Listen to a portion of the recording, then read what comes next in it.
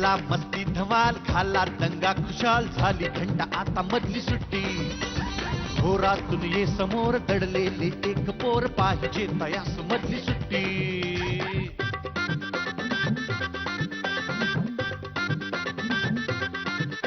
कसे रंग त्यांचे कसे गंध त्यांचे, विचारून घ्या या फुलांना जरा. नको सारखी शिस्त आणि पहारे, मुलांना हाती द्या ना मुलांना जरा. किलबिल त्या पाखरास वाऱ्यावर वाहण्यास देत जाई पंख मधली सुट्टी. घोरातून ये समोर दडले एक पोर, पाहिजे तयास मधली सुट्टी. मधली सुट्टी. नमस्कार. आजच्या मधली सुट्टीमध्ये मी सलील कुलकर्णी तुमच्या सगळ्यांचं अत्यंत मनापासून स्वागत करतो. नुकतीच दिवाळी झाली आणि मला खात्री आहे सगळ्यांनी दिवाळीत खूप मजा केली असेल. आपण दिवाळीत दिवा लावतो आणि सगळा अंधार नाहीसा करायचा प्रयत्न करतो. हा ज्ञानाचा सूर्यही तोच प्रयत्न करत असतो की सगळा अंधार नाहीसा करावा. पण दुर्दैवाने या ज्ञानाच्या सूर्याचे किरण सगळीकडे पोचतातच असं नाही. काही जागा काही माणसं अशी असतात जी अंधारातच राहतात आणि मग अशा माणसांपर्यंत हा ज्ञानाचा सूर्य घेऊन जावा लागतो.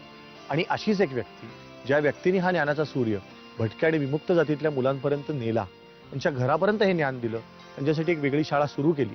श्री गिरीश प्रभुणे यांनी सुरू केलेल्या क्रांतीवीर चाफेकर स्मारक समिती संचलित पुनरुत्थान समरसता गुरुकुलम मध्ये आज मी तुम्हाला घेऊन आलो.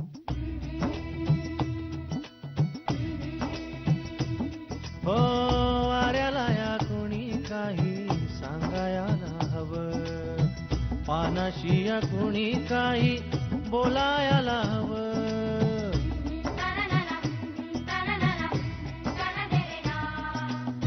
दूरवर सारे कसे भिजून या गेले, युगे झाली अंधारात भिजून या गेले.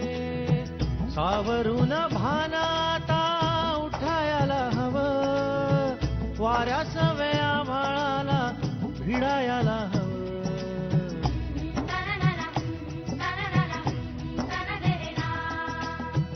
वाऱ्याला या कोणी काही सांगायला हवं.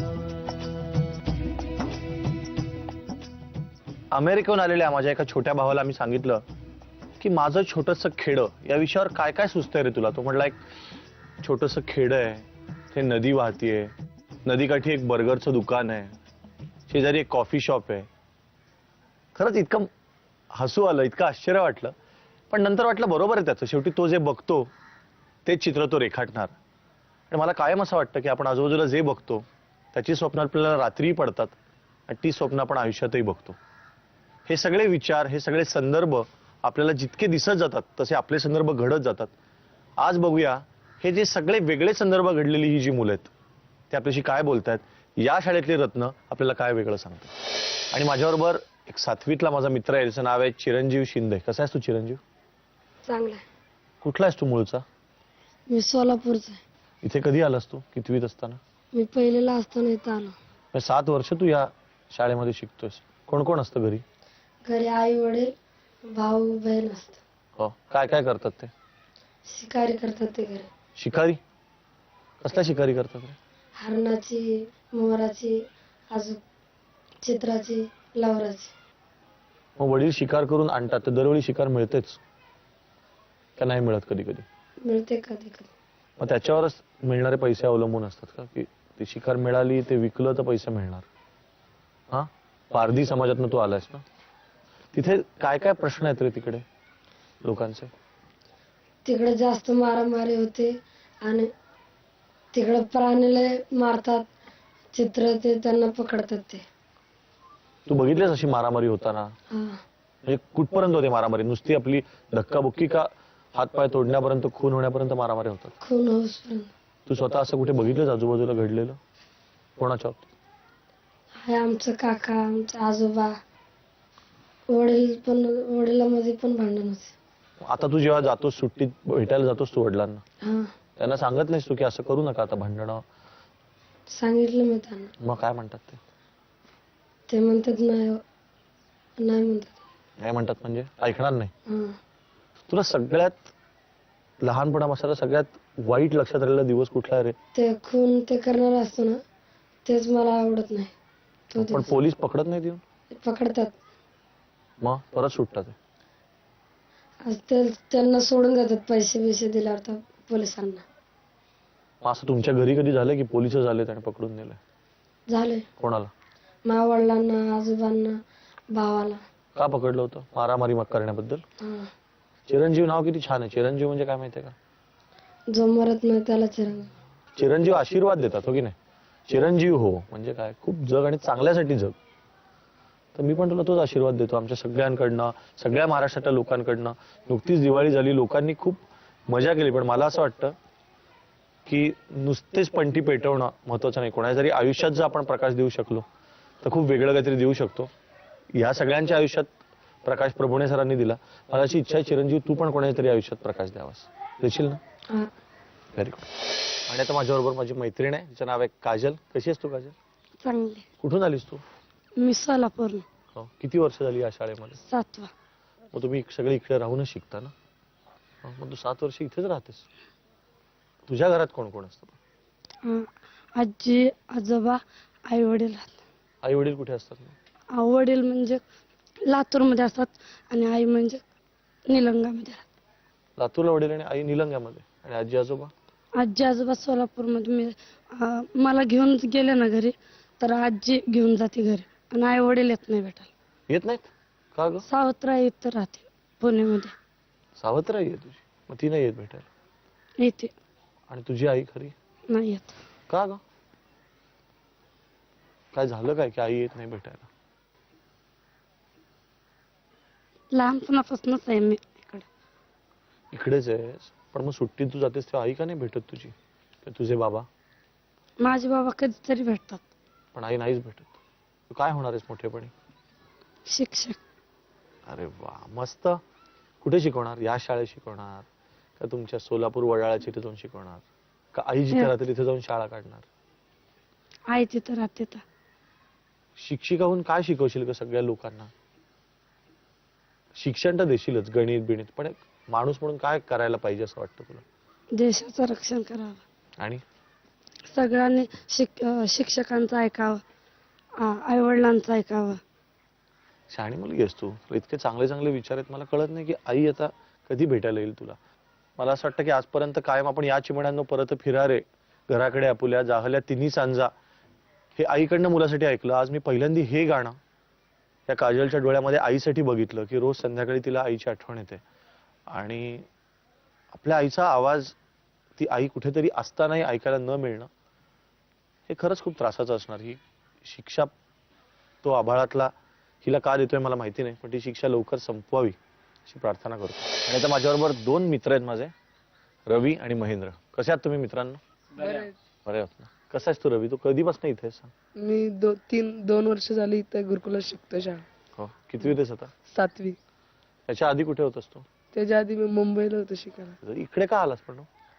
तिथं शाळा नव्हती, मी चोऱ्या बिऱ्या करायचं सवय लागलेली, त्यामुळे आई वडिलांनी इथं टाकलं शाळेत. आई वडील काय करतात? आई वडील असं बांधकाम हे ते करतात. काय चोरी करावीशी वाटलं रे पहिल्यांदा? मला एवढी गॅरंटी नाही, पण आधी पेन नव्हतं म्हणून एक पेन चोरलं, नंतर हळूहळू सवय लागली मला. सोपं वाटलं की पटकन घेतलं तर? हा? मग असे चोऱ्या करायचो. मग दुसरे मित्र होते ते असे लोक जत्रा बित्रा भरायचे ना, बाजार बिजार, त्याच्यामध्ये ते जायचे, तिथं पॉकेट मारायचे यांची त्यांची. मग त्यांच्या जोडीला राहून मी पण चोऱ्या करायचं शिकलो. तुला पण येतं पाकिट मारता यायचं तुला? यायचं. 5-6 जणांचे मारलेले. असं कधी केलंस खरं की चोरी केलीस आणि वाटलं की नको नको परत ठेवलं? केले 2-3 वेळा केलेले. का असं तुला वाटलं की नकोच? एक वेळेस मी पॉकेट मारलं, त्यांचं गरीब होते म्हणून मला असं वाटलं. एक माणसाचं मी पॉकेट मारलं, पण त्याचं लायसन येते होतं. मला कसं तरी वाटलं. मी त्या माणसाला जाऊन परत दिलं, अंकल तुमचं पॉकेट गिर गया तुम्हारा ले. हो. आणि त्याने घेतलं ते परत? घेतलं आणि त्यांनी मला 200 रुपये काढून दिले. अरे अरे पाहिलंच माहिती, त्या माणसाने एकदम त्याच्याकडनं भलं काम झालं बघ. की चोरी करणाऱ्या एका छोट्या मुलाला आपण 200 रुपये दिले. एक दिवस त्याचा चोरी करण्याचा वाचवलं त्याने. मग तिथून मी चोऱ्या नाही केलं, सोडून दिलं. हो ना, बरोबर. त्या माणसाचे आभार मानायला पाहिजेत तुला. मारल्यावर. हो ना. आता तुझा काय प्लॅन आहे पुढे? मोठेपणी काय व्हायचं ठरवलंस? मी मिलिटरी व्हायचं ठरवलंय, देशाचे रक्षण करायचं. तुझ्याबद्दल सांग रे मित्रा. कुठला आहेस तू मूळ? सोलापूरचा आहे. मग इथे कसा आलास तू? हे कोणी आणलं? चुलत्याने आणलं होतं. आई वडील काय करतात? आई वडील शिकार करतात. तू काय होणार आहेस? मी पण मिलिटरी होणार आहे. तुझ्या लहानपणापासूनचा एखादा शिकारीचा किंवा असा त्या वातावरणातला सगळ्यात लक्षात राहिलेला दिवस आठवतो का रे? मला आणि वडिलांना जाळ्यामध्ये हरण अडकलं होतं. त्यावेळी मी आणि वडील हरण पकडायला गेल्यानंतर आम्हाला पोलिसांनी धरलं. पोलिसा लोकांनी पकडलं आणि ते हरण सोडून दिलं. आमच्या सगळे जाळ्यात आणि मला मला आणि माझ्या वडिलांना घेऊन गेले होते. जेलमध्ये किती दिवस? मी लहान होतो म्हणून मला सोडून दिलं. माझ्या वडिलावरती 110ची केस करून जेलमध्ये ठेवला होता. तू मोठा झालास मिलिटरी मधला आणि एक छोटा मुलगा तू चोरी करताना बघितलंस, काय बोलशील त्याशी? त्याला सांगन नीट असं चोरी करत नको जाऊ, तू दुसरं कुठलं काम कर, पण चोरी वाईट आहे. दुसऱ्यांचे आपण पैसे उगाच कशाला घ्यायचे. क्या बात आहे. मला असं वाटतं हे स्वतःचे नशीब घडवत आहेत की ही मंडळी अशी आहेत की आता त्यांनी मी ठरवावी दिशा वाहत्या पाण्याची, येईल त्या लाटेवर डुलणे नामंजूर हे म्हणू शकतात, कारण यांनी आत्ताच यांचं आयुष्य बदललंय आणि पुढेही बदलेल मला खात्री. काय काय नाव तुझं? माझे नाव पूनम बाळू शिंदे आहे. कुठून आलीस तू? मी उस्मानाबादकडनं आले. इथे कितवी पासून आहेस? मी पहिलीपासून येते. आणि आता कितवीत आहेस? आता 5वीत आहे. कोणी आणलं? शोभाताई आहे तिथं शिकायला होते ते. मग फोन केला आमच्या घरी त्यांनी, मग आमच्या आई वडिलांनी आम्हाला इथं आणून सोडलं. काय करतात आई वडील? वडील शिकार करतात. काय होणार आहेस तू मोठेपणी? शिक्षिका. अरे वा, तू शिक्षिका झालीस आणि एक लांबून एक मुलगी आली जिचे वडील शिकारी आहेत, ज्यांच्या समाजामध्ये खूप व्यसनाधीनता आहे, व्यसनं करतात, मारामाऱ्या करतात, अशा समाजातली एक मुलगी आली छोटी, तिला काय सांगशील तू? अभ्यास करायचा नीट, मग स्वच्छ राहायचं, चोऱ्या माऱ्या नाही करायचे. Very good. परत आपण हिच्याशी बोलू. तुझं नाव काय ग बाळा? माझं नाव पूजा कल्पना लष्कर. तुझ्या कल्पना लष्कर. मी तू आईचं नाव लावतेस का? हा. पण का तू आईचं का नाव लावतेस? मम्मीला भांडायचे, परत मम्मी घरी राहायची नाही, दुसऱ्याकडे मावशीकडे जायची. म्हणून माझे पप्पा गावाकडे गेले होते. हे माझ्या पप्पांचं पोटांचं ऑपरेशन झालं, माझे पप्पा वारले. परत मम्मी म्हणते पप्पांसोबत बोलायचं नाही, काहीच नाही करायचं. त्यापासून मला पप्पांचं काहीच माहिती नाही. पप्पा वारले, गावाकडनं शिट्टी आलती पप्पा वारले म्हणून. मम्मी त्यापासून आम्हाला छेड माळ अशी करते. मग माझ्या मावशीने सांगितलं इथे एक शाळा आहे, त्या शाळेमध्ये ह्यांना दोघांना टाक. मग मम्मीने मला इथं टाकलं. मग मी इथंच पहिलीपासून शिकते. आता 3रीत आहे मी. तू काय करणार आहेस पुढे जाऊन मोठेपणी? मी डॉक्टर बने. तू डॉक्टर हो, आणि असे जे असतील की ज्यांना बरं होऊन आपल्या लहान मुलांना भेटायचं असेल परत जाऊन, त्यांना बरं कर, हो ना? पण असं दोघी गंभीर होऊ नका. तुम्ही छान हसऱ्या हुशार मुली आहेत ना, मग हसा. कारण आपण जर आपण गंभीर झालं तर काहीच उपयोग नाही. आपण हसून बघितलं दुःखाकडे पण, त्यामुळे दुःख हलकी होतात, सोपी होतात. छान हसा बरं. Very good, all the best. माझ्याबरोबर 2 छोट्या मैत्रिणी आहेत. एकीचं नाव आहे गार्गी चापेकर. कशी आहेस तू गार्गी? बरी. बरी आहेस. कितवीत आहेस तू? 2री. आणि तुझं नाव सांग. अनामिका विलास शिंदे. अनामिका शिंदे. शिंदे. तू कितवीत आहेस? 2रीत. 2रीत. तुम्हाला शाळेतलं सगळ्यात जास्त काय आवडतं? गाणं म्हणायला. कुठलं गाणं म्हणता तुम्ही? म्हणा बरं दोघी. हम जैसे चलते हैं तुम भी चलो ना, हम जैसे रहते तुम भी रहो ना. पत्थर की एक मूरत देखो, पहले तो एक पत्थर की, कष्टों को सहते सहते धाव को सहते सहते मूर्ति बन गई. मूरत कहती है तुम भी सहो ना, हम जैसे सहते तुम भी सहो. अरे किती गड आहे. हम जैसे सहते है तुम भी सहो ना. मस्त गाणं म्हणलंस ग. अनामिका, तू मला सांगतो मोठेपणी कोण होणार आहेस? डॉक्टर का पोलीस का पायलट का काय होणार आहेस? पोलीस. पोलीस का ग? आवडतं तुला चोराला पकडायला? आणि तू काय होणार आहेस गार्गी? डॉक्टर. डॉक्टर्स. कसली डॉक्टर्स होणार आहेस? सांग ना. छोट्या मुलांची का डोळ्याची? छोट्या मुलांची. हो, छोट्या मुलांची डॉक्टर होणार आहेस. Very good. पुनरुत्थान समरसता गुरुकुलम हे या जागेचं, या शाळेचं नाव सार्थ करणारा हा प्रसंग आहे. कारण या 2 मुली कुठून आल्या माहिती नाही, नक्की कोणाच्या आहेत माहिती नाही. हिचं जे नाव आहे गार्गी चापेकर, हे चापेकर समितीची ही शाळा आहे. आपले जे क्रांतीवीर चापेकर आहेत त्यांच्यावरनं हे नाव दिलेलं आहे, म्हणून हिचं नाव या शाळेतल्या लोकांनीच गार्गी चापेकर ठेवलंय. आणि ही अनामिका. मला खरंच असं वाटतं की पुनरुत्थान हेही इथे सिद्ध होतं, समरसता हेही सिद्ध होतं. अनेक मोठे मोठे शब्द आपण वापरतो, पण ते जगणारी ही मंडळी आहेत, म्हणून यांना पुन्हा पुन्हा सलाम करावा असं वाटतं. तुम्हाला गोष्टी ऐकायला आवडतात? या शाळेमध्ये तुम्हाला कोण कोण गोष्टी सांगतो मला सांगा. काका, उदरबाई, काका सांगतात, ताई सांगतात, म्हणजे तुमच्या मुख्याध्यापिका मॅडम आणि प्रभुणे काका सगळे सांगतात. Very good. आज मी तुम्हाला अशी गोष्ट सांगणार आहे जी आपल्या खूप आसपास घडू शकते. तर एक कुटुंब असतं, आई वडील आणि एक मुलगा एक मुलगी. मुलगी मोठी असते, मुलगा शाळेत असतो, 9वी 10वी मध्ये, मुलगी कॉलेजमध्ये असते. वडील आपले एक साधारण नोकरी करत असतात. आई घरी स्वयंपाक घरचं सगळं काम बघत असते. त्यांच्या मागण्या रोजच्या असतात ना, आणि वडील अगदी दमलेले असतात की बायको सारखी म्हणते काय हो केवढंसं आपलं घर, मोठा बंगला पाहिजे, मला काही तुम्ही कुठे ट्रिपला घेऊन जात नाही, मला फॉरेनला पण नेलं नाही, मला परदेशातलं काही दाखवलं नाही. मुलगा म्हणतो आता मी 10वीत गेलो, मला काय मोबाईल घ्या, 11वीत गेल्यावर मला बाईक पाहिजे, मोटरसायकल पाहिजे. मुलगी म्हणते मला शिकायला अमेरिकेला जायचंय, इंग्लंडला जायचंय. माझ्या सगळ्या मैत्रिणी खूप भारी भारी परफ्युम्स वापरतात आणि नेल पॉलिश वापरतात, मला तुम्ही काही आणत नाही. तो माणूस बिचारा इतका वैतागतो, काय करावं, कुठून आणावा पैसा म्हणतो. एक दिवस तो घरी येतो आणि सगळ्यांना सांगतो की मी जरा एक नवीन बिझनेस सुरू केलाय.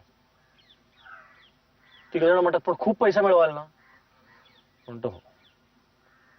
एक 2 महिन्यानंतर तो मुलासाठी नवीन मोटरसायकल, मुलीसाठी खूप कपडे, बायकोला म्हणतात चल तुला नवीन फ्लॅट मध्ये घेऊन जातो. नवीन फ्लॅट मध्ये जातो, सगळेजण खुश. हा तुमचा छान आहे बिझनेस, तुम्ही करा. तो त्यामुळे तुम्हाला ऐकायचंय का माझ्या बिझनेस बद्दल? नाही नाही नाही काही नाही, तुम्ही करा, आम्हाला फक्त आमच्या सगळ्या गोष्टी छान मिळायला पाहिजेत. तो म्हणतो ठीक आहे. अजून 6 महिने होतात, मुलाला कारच घेतो डायरेक्ट. मुलीला म्हणतो चल तुला इंग्लंडला ट्रिपला जायचंय का लंडनला, जाऊन ये. बायकोला म्हणतात चल आपण अमेरिकेची टूर करू. परदेशात जाऊन घेऊन येतात. 2 वर्षामध्ये मोठा बंगला. मुलीला म्हणतात तुझं लग्न आता असं लावून देतो ना थाटामाटात, अख्ख्या शहराला बोलवू. सगळेजण खुश. तिघही की काय आपली सगळी स्वप्न पूर्ण केली. सगळे म्हणतात थँक्यू तुम्ही आमची स्वप्न पूर्ण केलीत. तेवढ्यात बेल वाजते. दारगोडल्या समोर कोण असतं? पोलीस. हे तिघजण बघायला येतात काय झालं. जे वडील असतात घरातले त्यांना कळतं काय झालंय की आपलं जो आपण वेगळा बिझनेस म्हणून ज्यांच्याबरोबर करत होतो त्याच्यात सगळं उघडकीला आलं. काय स्मगलिंग करत होतो, चुकीचा व्यवहार करत होतो, सगळं पकडलं गेलो. तो काय बोलत नाही, पोलिसांबरोबर जायला निघतो. जाता जाता पोलिसांना म्हणतो मी 1 मिनिट फक्त जरा घरच्यांशी बोलतो. तिघांना उभं करतो, बायकोला, मुलाला, मुलीला.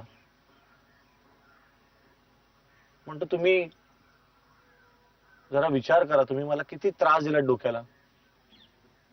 हे पाहिजे, हे पाहिजे, हे पाहिजे, हे पाहिजे. तुम्हाला मी सगळं मिळवून दिलं की नाही दिलं? सगळे म्हणतात दिलं. आता जर मला पोलीस पकडून नेतात, मला 10 वर्षाची जर कैद झाली तर त्याच्यातले 1-1 वर्ष तरी तुम्ही भोगायला पाहिजे. ते म्हणतात का आम्ही काहीच गैरव्यवहार केलेला नाही, आम्ही एकदा तरी चोरी केली का, आम्ही स्मगलिंग केलं का, आम्ही कोणाला फसवलं का? तो म्हणतो असं नाही, मी कोणासाठी केलं हे? तर मुलाला म्हणतो काय रे तुला मोबाईल फोन पाहिजे, तुला दागिने पाहिजे, तुला मोठा बंगला पाहिजे म्हणून मी हे सगळं केलं. नाही तर कशाला केलं असतं, आपण सुखात राहत होतो. मी सुखात होतो छोट्या घरात, पण तुम्ही मला करायला लावलं सगळं. आणि आता जर मला 10 वर्षाची शिक्षा झाली, तुम्ही 1-1 वर्ष तर या. सगळ्या म्हणतात आम्ही नाही येणार. तो पोलिसांबरोबर निघून जातो आणि मग तिघांना आयुष्यभर याचा त्रास होत राहतो. ती पुढची 10 वर्ष की आपण मागण्या केल्या नसत्या तर हे झालं नसतं. त्याच्यामुळे शिक्षा जरी त्यांना भोगायला लागली तरी या पापात कोण कोण सहभागी आहेत? सगळे सहभागी आहेत. बरं मला सांगा, ही गोष्ट तुम्ही कधी कुठे ऐकली अशीच गोष्ट? कोणाची गोष्ट आहे ही? ही मॉडर्न काळातला वाल्या कोळीची गोष्ट आहे. वाल्या कोळ्याची गोष्ट माहिती आहे तुम्हाला? त्याच्यानंतर कोण झाला? वाल्मिकी ऋषी झाले. ते म्हणजे प्रत्येक वाल्या कोळ्यामध्ये वाल्मिकी ऋषी व्हायची शक्यता असते. फक्त हा मी आता तुम्हाला सांगितलं ती मॉडर्न काळातला वाल्या कोळी होता. म्हणजे त्याच्या घरचे म्हणले आम्ही नाही पापात सहभागी होणार. तसंच ही आत्ताची मॉडर्न लोक म्हणली की आम्ही नाही तुमच्या गुन्ह्यात सहभागी होणार. हो ना? तुला काय बोलायचं बोल आता. आमच्याकडचा माणूस आहे ना, तो चोऱ्या करायचा ना. तर शेतात पीक आल्यानंतर तो चोऱ्या करायचा. तुझ्या घरचे सगळे तो चोरी केली की तो दरवर्षी तो पीक आला की चोऱ्या करायचा. नंतर त्याच्या घरचे सगळे खायचे. त्याने चोरी केली की त्याच्या घरचे खायचे. तर एक दिवस त्याला म्हणजे असं रात्रीच्याने पकडलंय. त्याला मार भेटू लागला. तर त्याच्या घरचे आले नाहीत मध्ये. अजून कोण बोलणार आहे? मी एकदा आमच्या घरीच मी एकटी बसलेले होते आणि सगळे आमचे आई बाप ना शेतामध्ये गेलेले होते. तर एक बार काय झालं, त्याचे पळत पळत माणूस आलता. मग त्याच्या मागे सगळे पोलीस लागलेले होते. तर मग मी पण घराच्या बाहेर पडले आणि मी बघितलं तर ते सगळे पोलीस ना त्याच्या मागे पडलेले होते. तर आमच्या एका गावातल्या बाईचं त्याने ना गळ्यातलं सोनं चोरलेलं होतं. तर मग पोलिसांना कळालं म्हणून ते चोर ना पळत सुटलेला होता. मग त्याच्या मागे पण पोलीस लागलेले होते. मग ती पण बाई त्याच्या मागे लागलेली होती. मग ते सगळं ते जे चोर होता ना तो त्याच्या घरी जाऊन पोचला. मग ते पोलीस पण त्याच्या घरी जाऊन पोचला. तर मग काय झालं, मग त्याने त्या बाईच्या गळ्यातलं ते दिलं सोनं दिलं. पण त्या पोलिसांनी त्याला पकडून नेलं. पण त्याच्यामधली एकाने सुद्धा मदत केली नाही त्याला. मदत करणार नाहीच, कारण चोराला कोण मदत करणार. पण माणसं घरची असं पण नाही म्हणत की चला मी पण येते तुरुंगात, कारण तुम्ही चोरी करून आणलं असतं तर त्याचं मी पण खाल्लंच असतं ना विकून. असं कोणी म्हणत नाही. तुम्हाला अजून एक छोटी गोष्ट सांगतो. एकदा एका मुलाला, तो लहानपणापासून चोऱ्या करत असतो, त्याला कोणी काही बोलत नाही, कारण त्याचे घरचे खुश असतात, पोरगा घरी भरपूर पैसे आणतोय. ते विचारत पण नाही तू काय करतोयस. त्याला जेव्हा पुढे जाऊन मोठं झाल्यावर अटक होते तेव्हा त्याची आई त्याला भेटायला जाते तुरुंगामध्ये. आणि तो आईला म्हणतो तुझ्या कानात एक गंमत सांगतो. म्हणून आईने कान जवळ गेल्यावर तो काय करतो, कान चावतो. का? की तुम्हाला वेळेवरच ओरडली असती तर मी चोरी केली नसती. या सगळ्या गोष्टी खूप एकत्र आहेत की आपण एकमेकांच्या चांगल्या गोष्टी फक्त घेतो, म्हणजे चांगल्या गोष्टीचा आनंद लुटतो. पण एखाद्या गोष्टीचा, एखाद्या व्यक्तीचा, एखाद्या गोष्टीचा जो वाईट भाग असतो तो आपण स्वीकारत नाही. तो स्वीकारला तर आपण तो सुधारू शकतो. पण या शाळेमध्ये जे घडतंय ही खूप चांगली गोष्ट आहे की अशा वेगवेगळ्या गावच्या या समाजातल्या, वेगवेगळ्या समाजातल्या मुलांना इकडे आणून, मुलींना इकडे आणून जे शिकवतायत आणि तुमच्यातनं उद्या खूप चांगले चांगले नागरिक निर्माण होतील याची मला खात्री वाटते. म्हणूनच मला तुमची शाळा खूप आवडली आहे. आणि मला खात्री आहे की आपल्या सगळ्या रसिकांना या शाळेच्या पाठीमागे उभं राहावंसं वाटेल. आणि राहावंसं वाटणं हे मला असं वाटतं आपल्यातल्या माणूसपणाचं लक्षण आहे.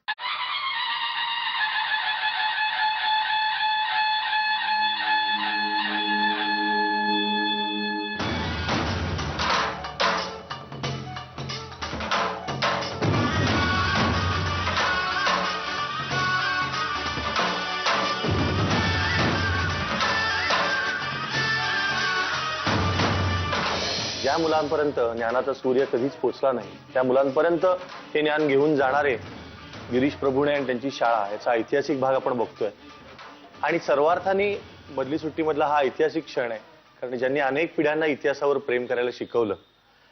आणि आयुष्यामध्ये ध्यास म्हणजे काय, एखाद्या गोष्टीवर, एखाद्या व्यक्तीवरची भक्ती म्हणजे काय, एखाद्या गोष्टीविषयीचं वेड म्हणजे काय, याचं मूर्तिमंत उदाहरण ज्यांनी संपूर्ण जगासमोर घालून दिलं ते आदरणीय शिवशाही श्री बाबासाहेब पुरंदरे आज मधली सुट्टीमध्ये. खूप मनापासून स्वागत बाबासाहेब. आज खरंच इतकं छान वाटतंय की आमच्या छोट्याशा मधली सुट्टीला तुम्ही मोठं केलं. आज तुम्ही इथे येऊन घंटा उशिरा होते सुट्टी संपली. आणि हे खूप आम्हाला आवडेल की ज्या व्यक्तीला आम्ही कायम इतिहासाविषयी इतकं भरभरून बोलताना बघितलं, त्यांचे शाळेतले दिवस, तर तुमच्या शाळेतल्या आठवणी, तुमची शाळा याच्याविषयी थोडं सांगा. मला शाळेचा पहिला दिवस खरंच आठवतोय. एक तर माझं स्मरण फार चांगलं आहे की मी ईश्वरी कृपा समजतो. तर मला जे शाळेत घातलं तो दिवस आता इतका जुना आहे. आत्ता मी 91, माझं वय, त्यामुळे किती जुना आहे पहा. पण तो मला अगदी चांगला दिवस, ते चैत्र पाडव्याचा तो दिवस होता. आणि चैत्र पाडव्याला ती पाटी, त्याच्यावर ते श्री हे अक्षर लिहिलेलं, ती फुलं, ती उदबत्ती, असं सगळं सरंजामा दिवशी मला शाळेमध्ये घातलेलं होतं. आणि शाळेमध्ये त्या मुलांच्या सगळ्या गर्दीमध्ये मी पहिल्यांदा दाखल झालो. मी घाबरलो नाही. म्हणजे मला जे आज आठवते ते मी रमलो नाही. तर असे मुलं वडील ते एकदम अनोळखी जगात जायला तयार नसतात. शिवाय मास्तर नावाची एक भीती असते डोळ्यापुढे. ते सगळं होतं, ते नव्हतं असं नाही, पण तरी मी रमून गेलो जातो. आणि आम्हाला जे शिक्षक लावले त्यामध्ये एक शिक्षक ते काही अगदी पहिल्याच वर्षी लावले असं नाही, ते नंतर लावले. त्यांचं नाव तर दत्तात्रय सखाराम माझगावकर. त्यांना शाळेतले त्यांचे जे सहकारी शिक्षक होते मित्र ते त्यांना आबा म्हणत होते. पण तो फार प्रेमळ होते, अतिशय प्रेमळ. म्हणजे मी अगदी खरं सांगतो की मला जे शाळेत जायला जावं, आपण शाळेमध्ये वर्गात वेळेवर गेलं पाहिजे असं जे वाटायला लागलं ना ते सरांच्यामुळे. पण त्या काळामध्ये असं काही नव्हतं किंवा मुलांना शिक्षा करायला शिक्षकांना भीती वाटावी, नाही तर पालक येऊन तक्रार करतील वगैरे असं काही कारण तुझ्याकडची आमची हिंमतच नव्हती. जर आम्ही घरी सांगितलं असतं ना की अमक्या अमक्या सरांनी मला मारलं तर आम्हाला पुन्हा घरी मार खावं लागलं असं की त्यांनी ज्याची मारलंय त्याची ते योग्य मारलंय. ते तसं ते वातावरण आमच्याकडे नव्हतंच. ते सगळ्या जगभरातल्या तुमच्या चाहत्यांना आणि तुमचं ज्यांनी ज्यांनी व्याख्यान ऐकलंय, जाणता राजा बघितलंय, सगळ्यांना एक उत्सुकता नक्कीच असेल, मलाही आहे, की छत्रपतींविषयीची जी इतकी ओढ आहे ती नक्की कुठल्या क्षणाला आणि काय निमित्ताने सुरुवात झाली याला, की ती जी आपण ध्यास म्हणतो एखाद्या गोष्टीचा, हे कशी सुरुवात झाली? तो मात्र ध्यास आणि ते वेड हे मला जसं आठवतंय तसं ते आहे. तर त्याचं श्रेय, आता श्रेयची काही वाटते करायची नाही कुटुंबामध्ये, पण तो त्याचं जे श्रेयच असेल ना तर मला तो माझ्या वडिलांना आहे. माझे वडील फार त्यांना इतिहासाचा अतिशय नाद होता, कथा सांगतच होत. त्याचं मग पुरावा काय, कागदपत्र कोणची, हे काही वय माझं ते चालणं बरोबर ते पुढे डोक्यात द्यायला लागलं. मग मीच वडिलांना विचारायला लागलो. मग मी वयाचं जेव्हा 10-11 वर्षाचं झालो त्यावेळेला की हे याचं मूळ कुठं आहे, म्हणजे कशात नाही गोष्ट घडल्याचं आपल्याला कळत आहे. तो जो काही कागद म्हणा, पुरावा, शिलालेख, ते मी पुढे विचारायला लागलो हळूहळू. तेही सांगायला लागले कारण त्यांचा त्याचा अभ्यास होता. पण ती उत्सुकता तेव्हापासून तुम्हाला वाटायला लागली की याचं मूळ शोधावं. मूळ शोधावं. पण पुढच्या का पहिल्यांदा फक्त ऐकायचं, ऐकायचं नाही. भारावलं खरं ते भारवण्याचंच वय आहे. आणि हे जे भारवण्याचं वय आहे ना ते आपण त्यांना अवजड होऊ देता कामा नये. म्हणजे भार हा त्यांच्या डोक्यावर न पडताना एखादं फूल अंगावर टाकलं तसं वाटावं. तसं वडिलांचे विनोद, वडिलांच्या गमती त्या ज्या आम्हाला सांगायचे नाही ते फार मजा वाटायची. आधी तसं आठवलं की मग मी भारावतो की वडील ज्या पद्धतीने बोलायचे, रागवायचे, कधी कधी हाणायचे सुद्धा. आणि म्हणजे मार खायची ऐपतही बरी होती. पण प्रेम फार खायचे, प्रेमाने सांगायचे. चुकडे वगैरे ते एकदम संतापायचे नाही. त्यांचा मला धाक वाटायचा पण कधी दहशत वाटली नाही. अगदी जुनी घराणी पाहिलेली आहेत, आजही काही काही पाहतोय जुने, की वडील ऑफिसवरनं म्हणा किंवा कामावरनं म्हणा घरी आले की गजबजलेलं घर एकदम सामसूम असं शांत झालेलं मला दिसायचं. आताही क्वचित क्वचित असं मला दिसतं. याचा अर्थच असा आहे की वडिलांच्याबद्दल लोकांना, मुलांना दहशत वाटते. ती दहशत नाही, मग गेलं ते गेलं, अर्थच गेला तर प्रेम म्हटलं. आणि म्हणजे वडिलांनाही पडायचं मला वाटतं की वडिलांना आम्ही त्यांचे दोस्त होतच वाटायचं. त्यांच्या आमच्या वयामध्ये केवढा आलं. माझा जन्म झाला तेव्हा माझ्या एवढी 39 वर्षाचे होते. म्हणजे इतका त्यांच्या माझ्या वयामध्ये फरक आहे. पण तरी ते अगदी लहानपणापासून जसं आठवते तसं वडिलांना मी त्यांचा सगळ्यात जवळचा मित्र वाटत असावा. मला काय वाटत होतं तर मला सांगता येते. पण फार जवळीक, फार प्रेम असावं, सतत त्याच्यावर असावं. वडील नाटक पाहिजे, म्हणजे नाटक असतात नाही त्या काळातली, तर त्यावेळेस ते पाहिजे. पण वडील कोणाला न्यायचे? आमच्या आईसेनाला तुम्ही फारसं बरोबर नेलं नाही नाटक पाहायला. मला न्यायचे नाटक पाहू झाल्यानंतर. ते केशवराव दाते, नानासाहेब फाटक, ही म्हणजे आमची त्यावेळीची मोठी नटवडणी. गंधर्व सुद्धा, आता त्यांचं ते स्त्री पात्र असायचं. नानासाहेब फाटक जरा दराऱ्याचं असं जरा खरं पात्र असायचं. परंतु त्यांनी नाटकात ते कसं केलंय, ते आम्ही घरी रात्री प्रभाकर कंदिलाच्या उजेडाच्या भिंतीवरती आमच्या स्वतःच्या सावलीत बघत होतो. म्हणजे प्रभाकर कंदील लावून त्या पुढे आम्ही काढायचं हातवर आहे, आणि मग त्याच्यावरती दिसायचं. त्यात आम्ही ओढण्याचा भाग मी होतो, आणि माझ्याबरोबर आमचे एक दोन मित्र तेही पण असायचे. पण मुख्यतः मी स्वतः की तसे हातवर करायचे आणि त्या सावलीत दिसायचे. आणि एकदा मी त्या उजेडामध्ये माझी स्वतःची सावली भिंतीवरती मी पाहत होतो, आणि तसे त्या अभिनयाची हातवारी करत होतो. आणि एवढ्यात त्यामध्ये आणखी एक सावली आली, आणि ती माझ्या वडिलांची होती. मी इतका घाबरलो, खरं घाबरलो. मी असा वळलो आणि एकदम भिंतीकडे असं गेलो, आणि घाबरून त्याच्याकडे पाहत राहिलो. त्याला आपल्याला हाणणार, कारण नाटक पाहायला त्यांचा विरोध नव्हता, पण नाटक करायला नक्कीच विरोध असणार अशी आमची एक समजूत त्यावेळेची. पण तो वडिलांनी काहीच केलं नाही, फक्त इतकंच म्हणाले, नट व्हायचं आहे, नाटकात काम करणार आहात, जरूर करा, पण मग केशवराव दात्यांच्यासारखे व्हा. वा. ते केशवराव दात्यांच्यासारखं व्हा असं का म्हणायचे हे मला त्यावेळेला कळलं नाही. पुढे केशवराव दात्यांचं चरित्र जेव्हा मी वाचलं, त्यामध्ये लक्षात आलं की एक फार मोठा, अतिशय सुसंस्कृत असा एक नट महाराष्ट्राला सरस्वतीने दिला. तर त्यांचा आदर्श शिवाय माझ्या वडिलांच्या पुढे तो उभा होता, असा तर तुम्ही अर्थमय पुढचे लक्षात आला. दिवाळी पण खूप वर्ष तुम्ही पुण्यातली, पण आता असं आपण म्हणूया की 90 वर्ष वेगवेगळ्या बदलत्या दिवाळीचं स्वरूप बघताय. तेव्हाची दिवाळी तुमच्या लहानपणची छान, फार चांगली होती. एक तर पदार्थ सगळे घरी केले जायचे, त्यावेळेला दुकानात आणण्याची पद्धत फारशी नव्हती. म्हणजे असेल ते एखादा पर्सेंट, बाकी सगळं ते घरात तो आवाज आणि तो वास, ते सगळं घर सगळं घुमून न्यायचं. मी सांगू का, आमच्या घरात कधी कडी लागली नाही. घर नेहमी उघडं आहे, केव्हाही या, कोणीही या, प्रत्येकाचं स्वागत आहे. असं ते पुरंदरे वाडा म्हणजे एक वेगळंच वातावरण होतं.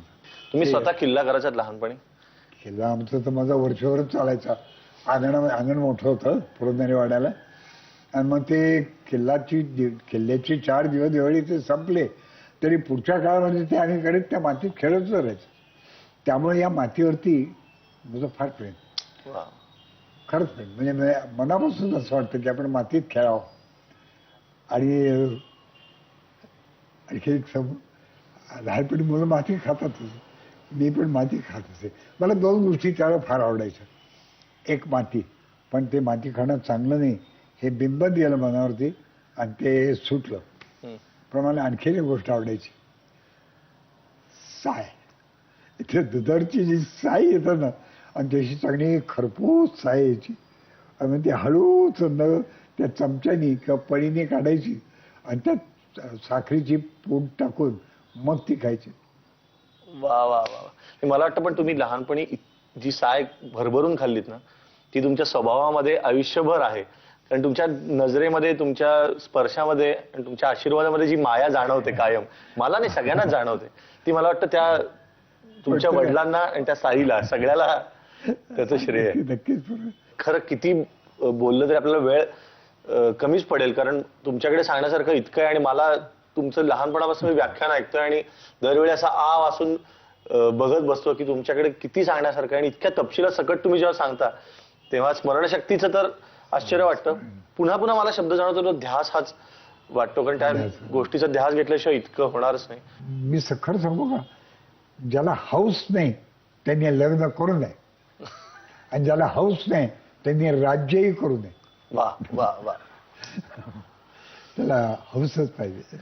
तर आज खूप छान वाटलं आणि माझ्यावर आणि आमच्या मधली सुट्टीवर तुमचा आशीर्वाद असाच राहू दे. नक्कीच नक्कीच मनापासून धन्यवाद. मधली सुट्टीमध्ये अनेक सुंदर क्षण आले, अनेक जणांचा परिसर स्पर्श आमच्या मधली सुट्टीला झाला. त्याच्यातला आजचा एक क्षण आहे भटक्या आणि विमुक्त जातीतल्या या छोट्या छोट्या मुलांसाठी हा ज्ञानाचा सूर्य ज्यांच्यापर्यंत पोहोचवण्यासाठी ज्यांनी खूप प्रयत्न केले आणि आजही ते धडपडतायत, आजही स्वतः इथे येऊन काम करतायत, ते आदरणीय श्री गिरीश प्रभुणे माझ्याबरोबर आहेत. नमस्कार सर. खूप छान वाटलं मधली सुट्टीमध्ये तुम्ही आल्यानंतर. मुळात हे सगळं डोक्यात येणं हीच खूप मला असं वाटतं एका सामान्य माणसासाठी आमच्यासारखं आहे, अतर्क आहे की बाबा ज्यांच्यापर्यंत शिक्षणाचा अजिबात स्पर्शच होत नाही, ज्यांना त्यांच्यापर्यंत आपण शिक्षण द्यावं असं कुठल्या क्षणाला वाटलं? अनेकदा जिथे जिथे पालापालांवर प्रवास करत होतो आणि अनेक अन्याय अत्याचाराच्या घटना अनुभवल्या, त्यावेळेला सर्व समस्यांवरती आपल्याकडे उत्तर आहेत असं वाटायचं आधी. ज्यावेळेस ह्या सगळ्या ह्याच्यात हिंडायला लागलो त्यावेळेस लक्षात आलं की आपल्याकडे ह्याची उत्तरं नाही आहेत. इतका अन्याय झालाय, हे नवऱ्याला पकडून नेले, मूल पोलिसांच्या मारहाणीत मेले, तरी सुद्धा ती बाई उठते आणि पुन्हा पोलीस चौकीत जाते नवऱ्याला सोडवण्याकरता आणि सतत प्रयत्न करत राहते. त्यामुळे सगळे मार्ग माझ्या दृष्टीनं संपलेले होते, पण यांच्या दृष्टीने ते मार्ग शोधत राहायचे. आणि मग लक्षात येते की त्यातनं त्यांना उत्तर सापडायची नाहीत, मग लढत राहायचे. आणि अनेक वेळेला असं व्हायचं की नवरा सोडून आणल्यानंतर नवरा तिला सोडून देत असे, संशय घेऊन हे करून, किंवा तिला मग तेलाच्या उकळत्या तेलात हात घालून तिनं चारित्र्य सिद्ध करावं, म्हणजे हिनं त्याच्याकरता सर्व काही प्रयत्न करून त्याला सोडून आणलं. आणि अशा वेळेला लक्षात आलं की हे अंधश्रद्धा, विविध रूढी परंपरा याच्यात अडकलेले आहेत. यातनं हे बाहेर आत्ता तर काढता येणं शक्य नाही, कारण इतके गुंतलेले आहेत ते. निदान पुढची पिढी जी आहे त्याला हे करायचं, मग त्याला शिक्षणाशिवाय दुसरा मार्ग नाही. म्हणून मग यांना शिक्षण कशा प्रकारचं द्यावं याचा विचार आला. आणि मग हे पुनरुत्थान, समरसता, गुरुकुलम म्हणजे आजच्या शाळेमध्ये 50% मुलं नापास होतात 10वीला. पुन्हा 10वीला जी पास झाले ती 12वीला परत 50% नापास होतात. आणि जी नापास होतात त्यांच्याकडे कुठल्या ना कुठल्या प्रकारचं कौशल्य आहे, विज्ञानाचं हे आहे, आणि हजारो वर्ष ते या देशामध्ये राहिले आणि जगात या देशाला मोठं स्थान दिलं. अजंठा वेरूळ आहे, किंवा लोखंडापासून पोलाद बनवणं आहे, मातीतनं सोनं काढणं, या सगळ्या कला यांना अवगत आहेत. पण आजच्या जगातली आधुनिक कला मात्र नाही. म्हणून मग ह्या शिक्षणाची जोड आधुनिक याच्याशी कशी करता येईल, त्यांच्याकडे असणारे कौशल्य, त्यांच्याकडच्या ज्ञानाची. म्हणून देशाचं पुनरुत्थान होऊ शकेल तर या समाजाला शिक्षण मिळालं, वंचित घटकांना मिळालं मोठ्या संख्येने, तर पुन्हा एकदा ते जुने दिवस वैभव संपन्न येऊ शकतात. किती वर्ष झाली या शाळेला? याला आता 7 वर्ष झाली. मुख्याध्यापिकांशी पण बोलतो मी, पूनम त्यांची, की इतर शाळांमध्ये जे आपण म्हणूया ज्या जबाबदाऱ्या असतात किंवा जे चॅलेंजेस असतात मुख्याध्यापकांसमोर, त्याच्यापेक्षा खूप जास्त, खूप वेगळ्या इथली परिस्थिती आहे किंवा मुलांची मानसिकता आहे. तर तुम्ही कसं त्यांच्याशी बोलताना, त्यांच्या वर्गामध्ये अभ्यास किती त्यांचा झालाय, मार्क किती मिळाले, कसं सांभाळून गेलं त्यांना असं म्हणूया आपण? निवासी मुलं असल्यामुळे 24 तास त्यांच्या बरोबर आम्ही असतो. इतर शाळांमध्ये 1-5 तास शिक्षक विद्यार्थ्यांबरोबर असतात, पण 24 तास असल्यामुळे प्रत्येक मुलगा आजारी आहे, त्याला बौद्धिक क्षमता किती आहे हे आम्हाला माहीत असतं. आणि तसं घरचं प्रेम कमी असल्यामुळं शाळेमध्ये अगदी स्ट्रिक्टली त्यांना हे न करता अभ्यास करून घेतो, पण त्यांच्या मनाप्रमाणे. म्हणजे सुरुवातीला 1 महिना तर मुलं जी वर्गात बसत नाही त्यांना आम्ही जबरदस्ती करत नाही वर्गात बसा म्हणून. तुम्हाला बाहेर खेळायचं असलं तर तुम्ही बाहेर खेळा, पण या परिसराच्या बाहेर जाऊ देत नाही. इथंच खेळून त्यांना 1 महिन्याभरानंतर शिक्षकांशी चांगले गप्पा वगैरे मारल्यानंतर मग ते वर्गामध्ये बसतात. सर, मला अजून एक वाटतं की इथे डिफॉल्टर्स, म्हणजे की शिक्षण सुरू केलं आणि मध्येच वाटलं की नाही नकोच, किंवा पालक म्हणले की आता नको यांना शिकायला, असं होतं? असं फार क्वचित होतं, पण पालकांच्याकडेच काही मोठी दुर्घटना घडली किंवा विभक्तच झाले तर घडतं असं. आई वडील इथे येताना आई वडील एकत्र आलेत आणि एक 4-6 महिन्यानंतर आई दुसरं लग्न करून निघून गेली आहे किंवा वडिलांचा मृत्यू झाला आहे, पोलिसांच्या मारहाणीत वडिलांचा हे झालेलं आहे किंवा आईचा खून झालेला आहे, असं झालं तर मग मुलं घेऊन जातात. ते जिकडे जातील तिकडे मग त्या जवळच्या शाळेत किंवा मग पुन्हा पहिला व्यवसाय करायला लागतात. असे एक 2-3 अपवाद जातो. बाकी बहुतांशी सगळे इथे राहतात. राहण्यातलं एक कारण असं आहे की आम्ही शाळा आहे की शाळा असं हे नाही. आमच्या शाळेला 12 महिने चालू असते, 24 तास चालू असते आणि 12 महिने सुट्टीसारखं वातावरण असतं. म्हणजे 12 महिने शाळा आणि 12 महिने सुट्टी असं एकत्र असं थोडंसं हे आहे. त्यामुळे कौशल्य मग त्याला सुतार काम करायचे तिथे जाऊन बसू शकतो, शेतात करायचे तिथे जाऊन बसू शकतो. वर्गात आलाय आणि झोप आली आहे तर झोप काही हरकत नाही, कारण झोप झालेली नाही तुझी, तुला आत्ता झोप येते तर तू झोप घेतली पाहिजे. मग ज्यावेळी त्याला शिकायचंय त्यावेळी त्यांनी येऊन शिक्षकांकडे किंवा अन्य याच्यात शिकत राहावं.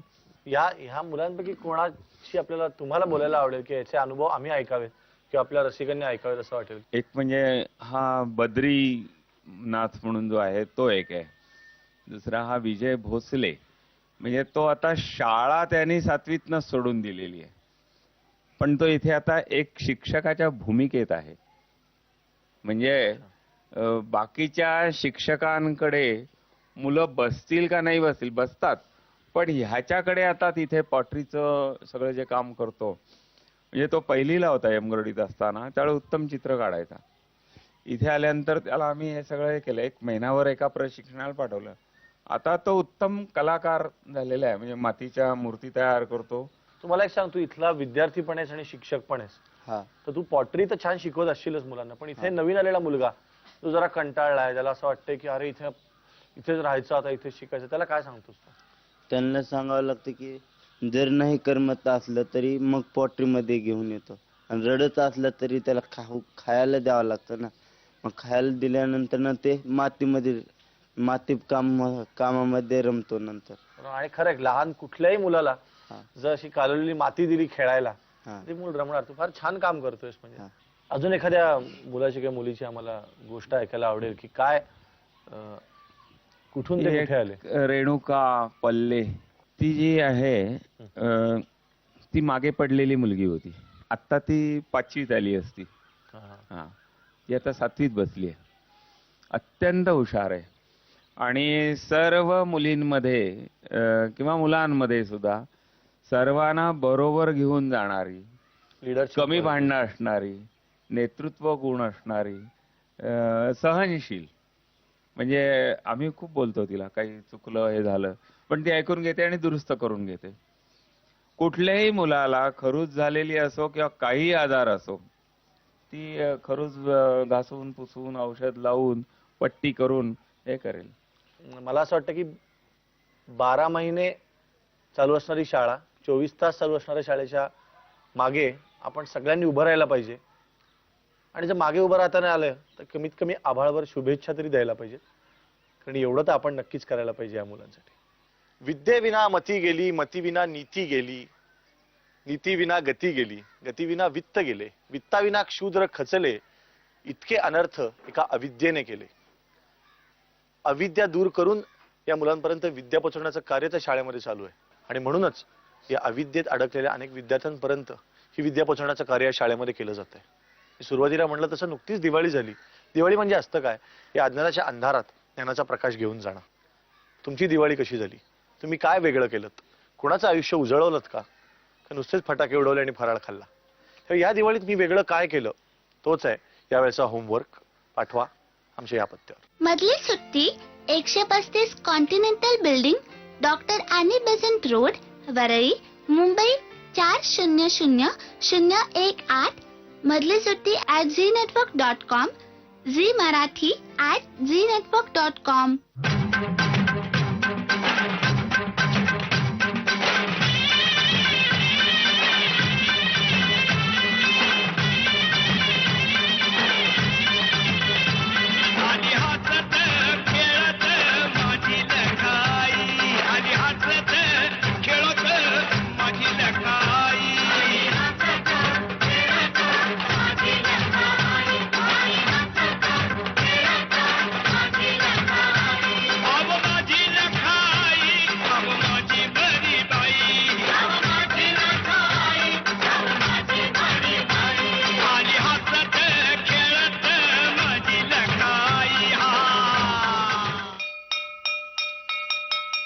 मधली सुट्टी